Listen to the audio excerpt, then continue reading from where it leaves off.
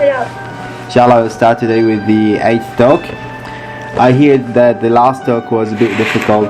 I really appreciate if you guys let me know when it's difficult. I can stop at any time and we can discuss it further, because the important thing is to understand it rather than just to go through it. So today we will do some review and then inshallah we'll progress further. But please, at any stage, do feel free to stop me, because it's really important to understand these subjects. So we have reached من ذا الذي يشفع عنده إلا بإذنه. Last time we reviewed a few concepts. So the first concept was the concept of shafa'ah. Remember that the meaning of shafa'ah, shaf is double and witr is single.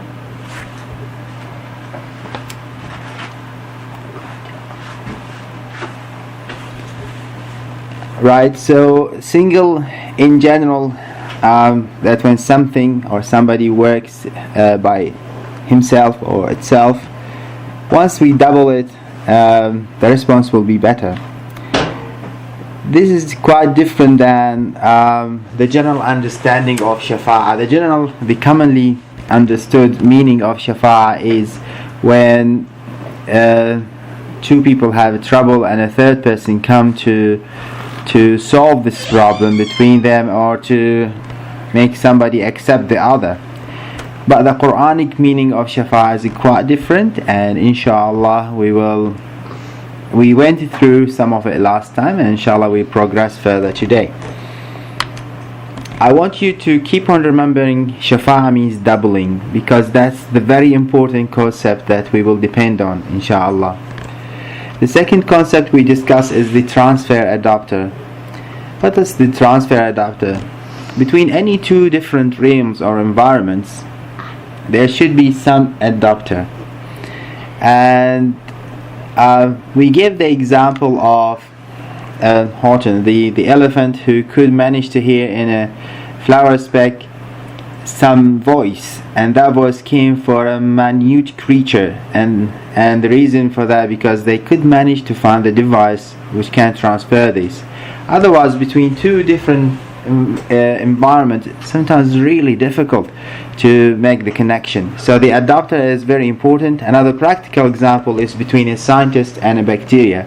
We need this adapter, which is the microscope, and the microscope is the one which a device which can make this connection possible. So the transfer adapter is very important in the whole the whole life, because there are so many universes and realms, and the connection between them without this adapter will be very difficult. The third concept is a facilitating or doubling agent. Remember, we talked about in this universe there are some universal systems that facilitate the universe function. So really the universe cannot function without these facilitator, otherwise everything can be slow and dysfunctional. And one of the examples that if a system in this universe work by its own, it will go further, but it will be very slow.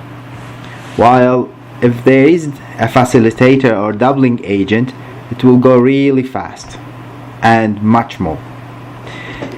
Math is a very simple example of that. And in math, if there is 1, whatever power you use, whether 2, 3, 4, it will stay 1, isn't it? Mm-hmm. You all agree? Yes. Yeah. Right. But if we add just 1, the power will work much better, much better. It will exponentially expanding. This is not only in math. This is really in everything in the universe. And we gave one example in our body. When somebody get a wound, this wound has to be stopped by a clot, and this clot from platelet, red blood cells, and some fibers. The most important is this mesh. The mesh comes from protein, which usually stay in blood, do not much, But then when this get activated, it can change to mesh. This activation happens with the help of an enzyme, but the enzyme by itself doesn't help. It doesn't work quickly, and actually if we don't have a facilitator or doubling agent, the people can die because this mesh doesn't form in good enough time. And this is everywhere in the universe. It's not only in our body, but in the plants, in the planets, everywhere. So doubling agent is part of the system of this universe.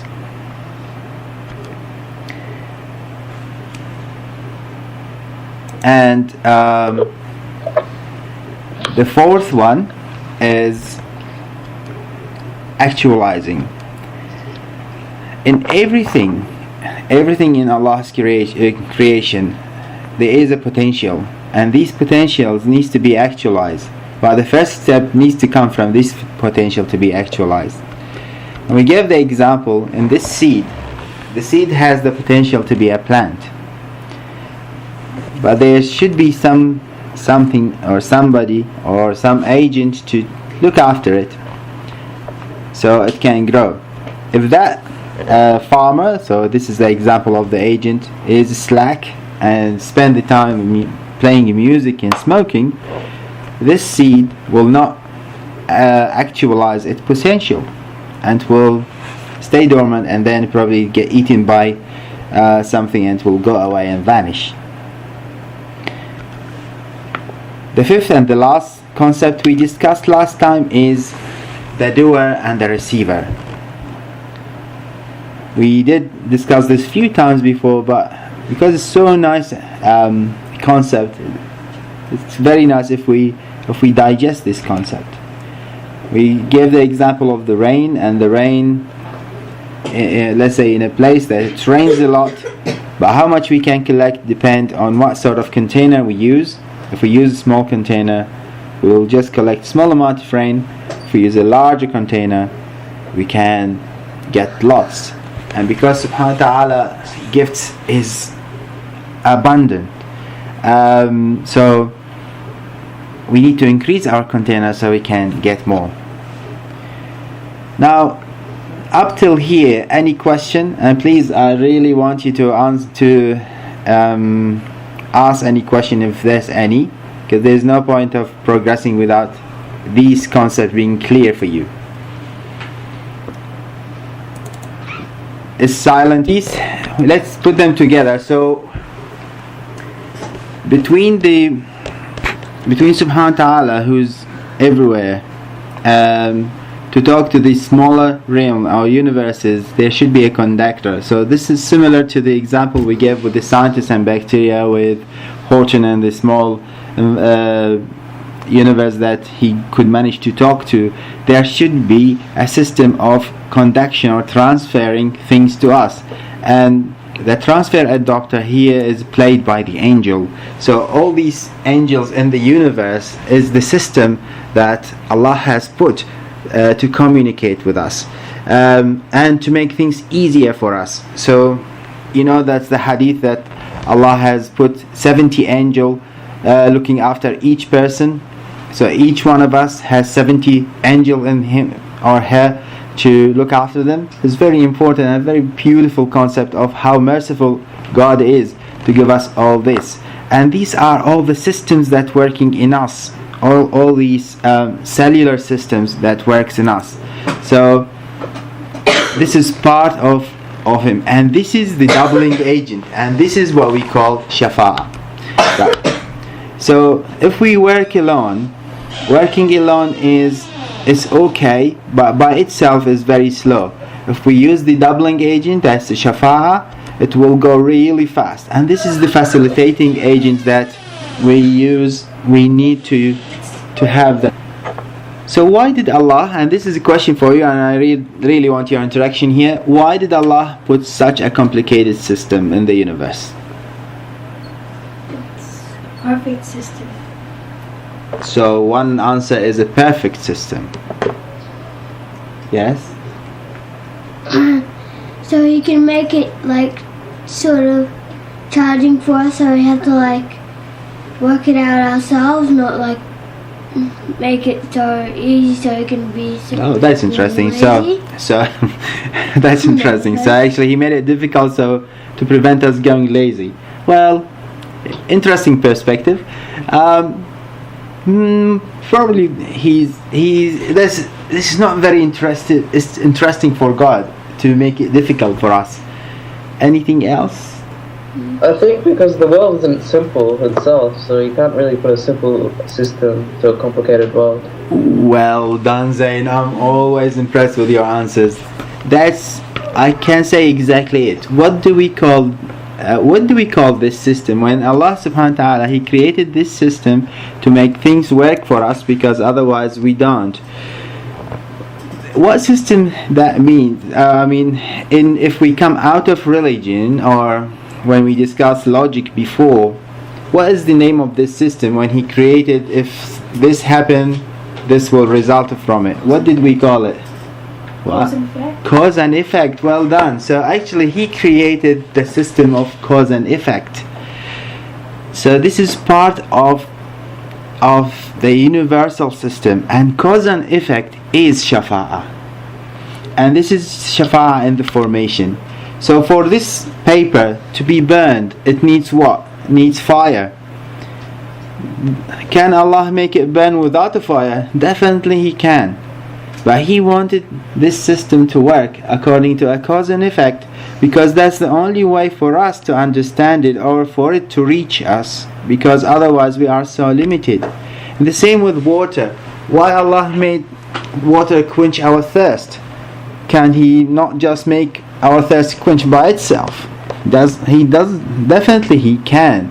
But this is part of the system that He created to make it easier for us to go.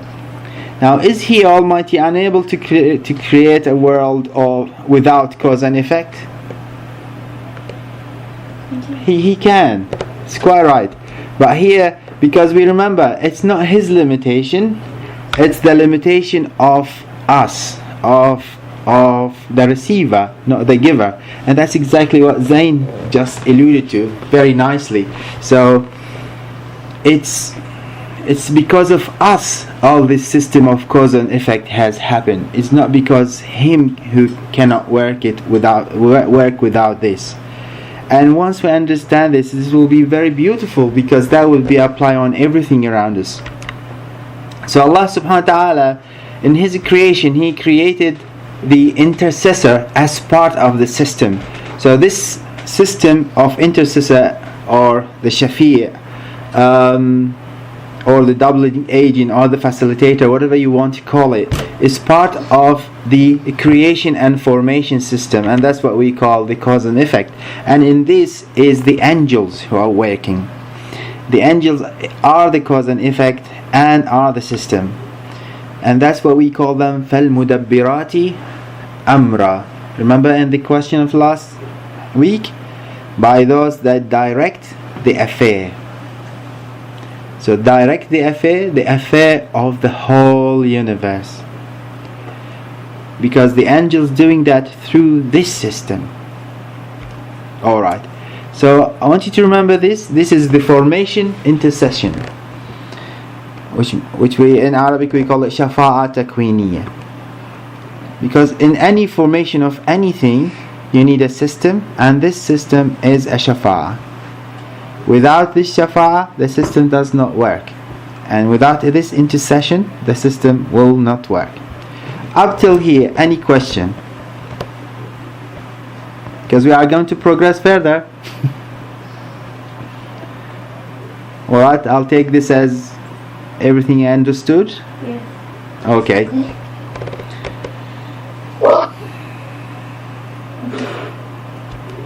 Alright.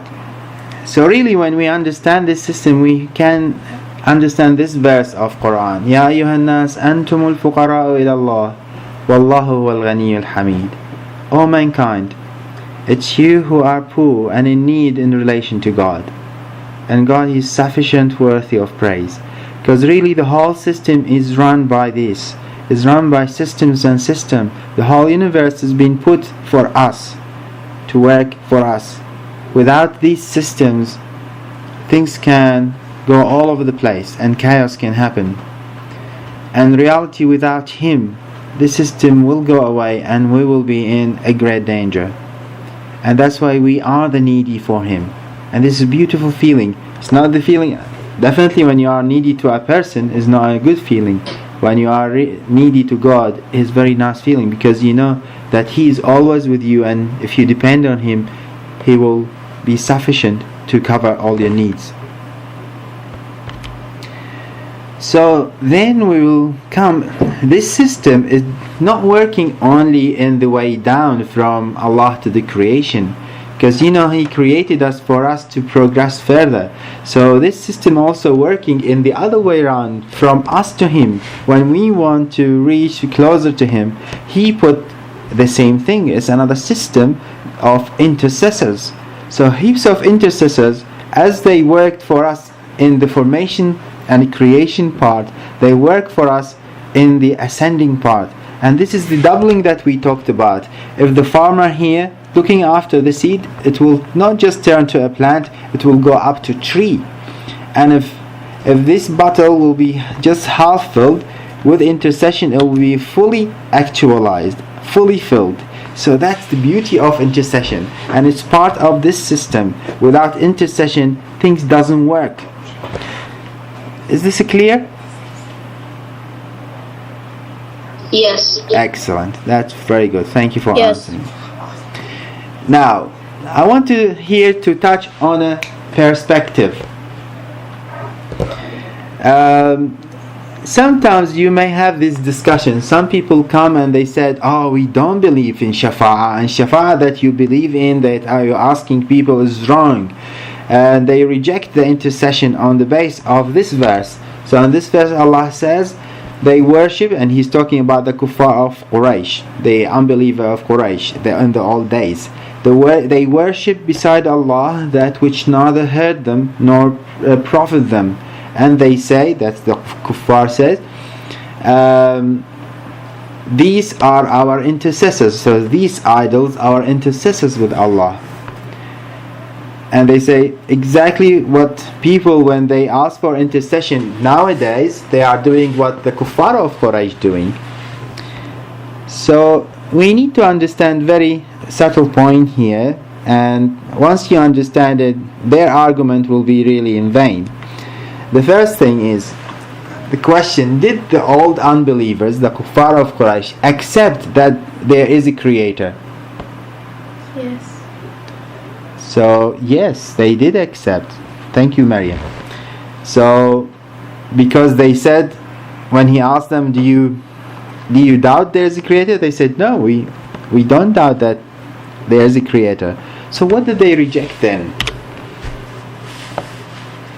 Why they did not believe in the Prophet sallallahu alaihi wasallam? Yes, They believe that they had to see it. And they have to see it. Well, they believe there is a creator. They did not want to see it.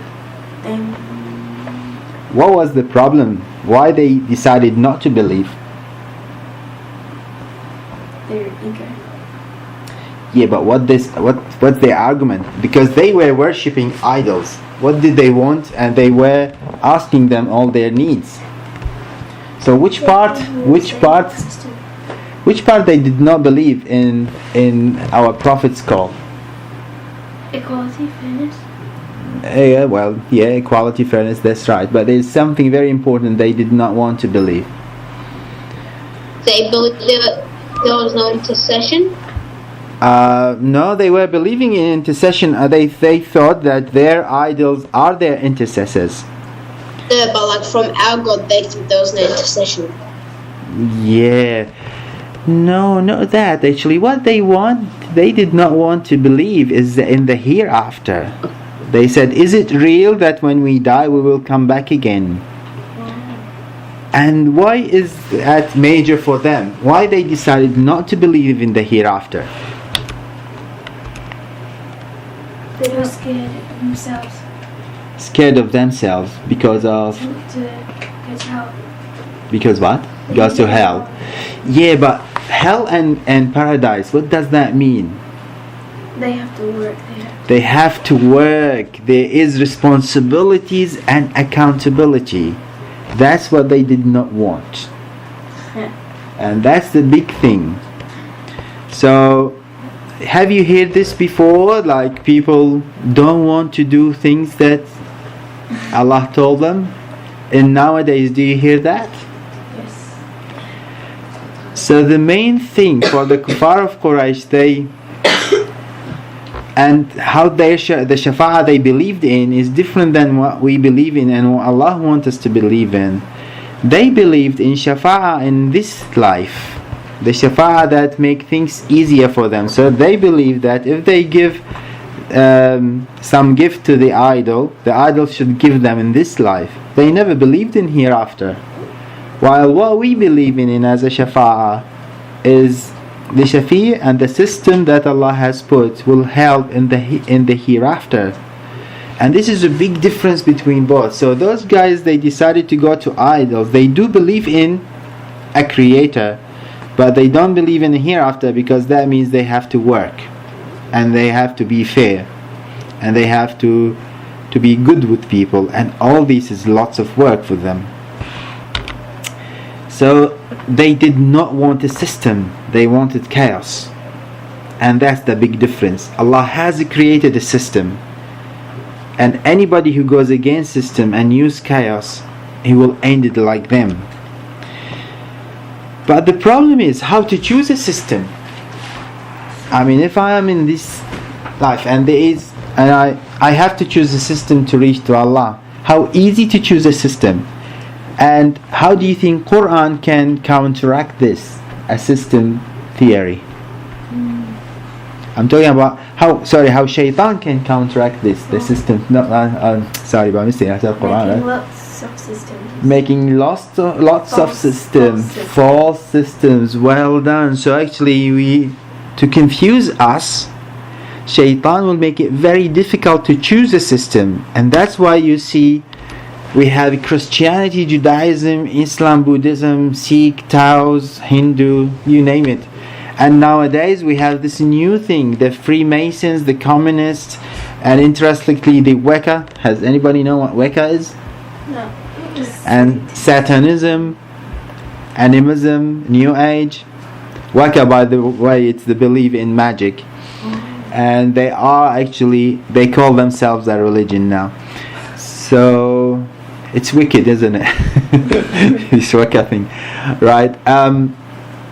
So he keeps on creating a new thing, and each religion also he creates sects. So he keep on confusing us. Which system should we use to reach Allah subhanahu wa ta'ala? To reach to that stage. So they said take the grey road. Not cool, because so many grey roads there. Right? So that's what he wants. But Allah created something to counteract that, and this is the Shafi'. So try, when you encounter such a question that what we are believing in similar to the idolaters, we are totally different, because nowadays idolater is more difficult. Because nowadays, what's the upgrade from the chaos of the old unbelievers? Science. So nowadays they said, not science. This is unfair for science to say that.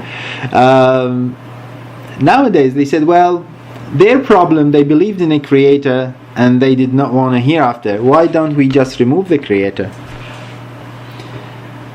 So they removed it. So there is no creator and there is no accountability then. Because if there is no creator, I should not believe in hereafter anyway. My question here, what's driving both ways of thinking? What's driving the first group, the old unbeliever, and what's driving the new unbeliever? Ignorance, Laziness, yes, laziness. Any other question? Desire. I mean, definitely it's part of it, yeah. Desires, yes. What else? Shaitan. But all these laziness, desires, they come from what? Ego. Well done. Did you see my lecture before? Well done. It comes from ego. So really, once we are self-centered, We don't want to be accountable. We don't want to be responsible. And we have to reject all these. And by doing this, we are rejecting the system and we are living in chaos.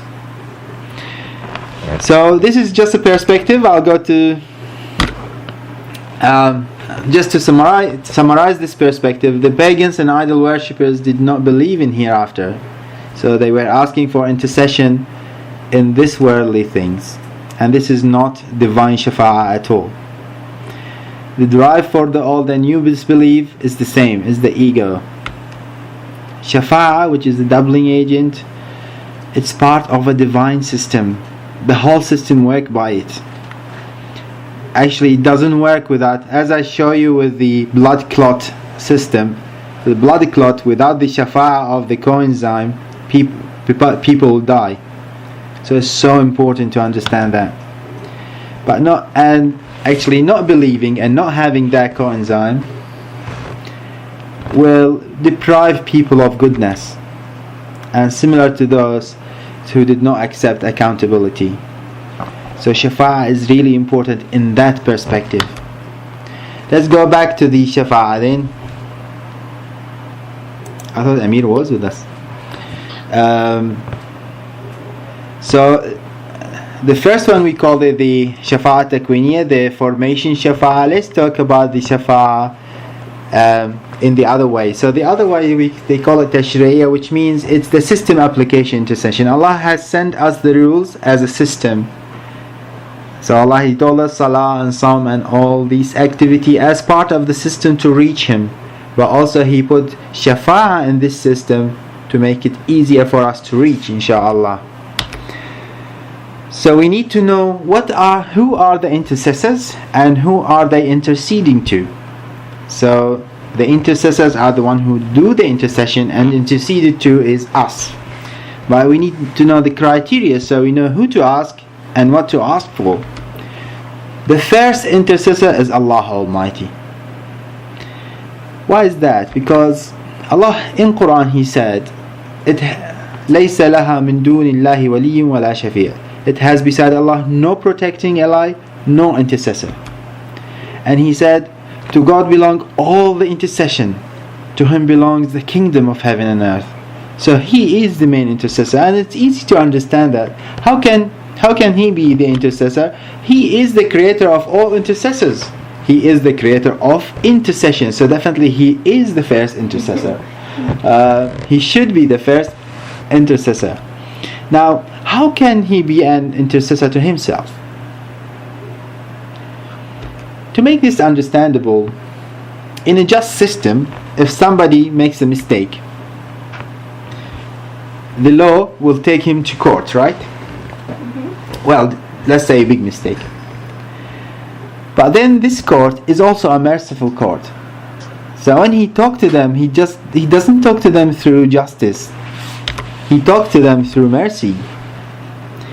To make this understandable, for example, if there is a mom and a child, and the child, she told him not to take that big bowl of milk, for example, and he decided to take it, and unfortunately it fell on the ground.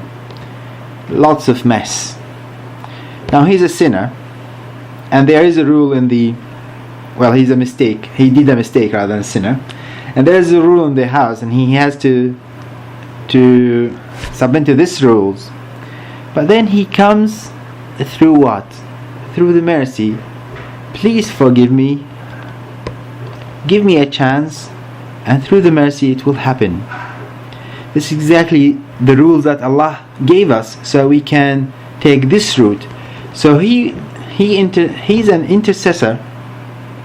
He works through his other merciful part to intercess to the justice part. And to understand this, I'll take you to this dua in Sha'ban, and we have and Mubarak for you. We started Sha'ban, alhamdulillah. Imam Ali says, my Lord, if you condemn me for my crime, I will cling to your forgiveness.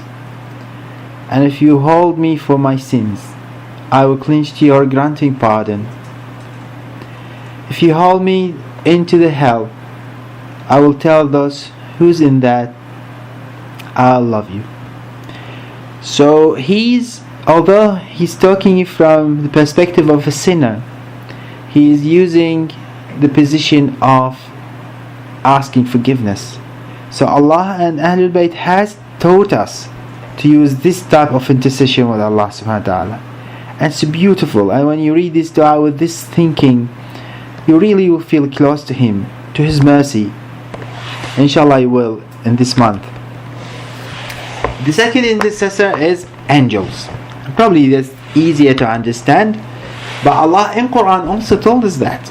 He said, and those who carry the throne and those around Him, they glorify and praise Lord, and that they believe in Him, but also they ask forgiveness for those who believe. Yes, they ask, "O you our Lord, you embrace everything with mercy and knowledge, so forgive those who repent and follow your way." So this is very nice, because if you feel that all the angels in you and around you can ask for forgiveness for you, so you may as well ask for it. What we do when we say salawat and Allahumma salli ala Muhammad wa ali Muhammad, we say inna Allah wa malaikatuhu, indeed Allah and His angels do prayers on Muhammad and Ahlul Bayt. So really in everything we ask the angels to do, and they do. So they are really major intercessors, and because they are part of the system, they are not only in the system of formation, they are the system of action, and they can help us to come up. Any question till now? Everything? I don't have a question, but I can't see your screen anymore because it told me to do an update and I pressed no, and now your screen turned off. Oh, okay. Well, we are about to finish, Emir. Oh, nobody's seeing the screen? Hi. I can see it. Alright. But this is actually the last slide, Emir, so if you can listen to us, it's fine. And I already sent the PowerPoint to everybody. And now my system is not working. No, it is. Right, so the angels are part of the system of intercession. And next week, if God's will, we will take the prophets as the third type of intercessors. So today there will be no particular question. I just want your writing to be how much you understood from up till now from the Shafa'ah. And please don't write a lot, just less than 1.5 page. And we'll see how it goes, inshallah. Any question? No? Nope. Sallu ala Muhammad wa ali Muhammad. Allahumma salli ala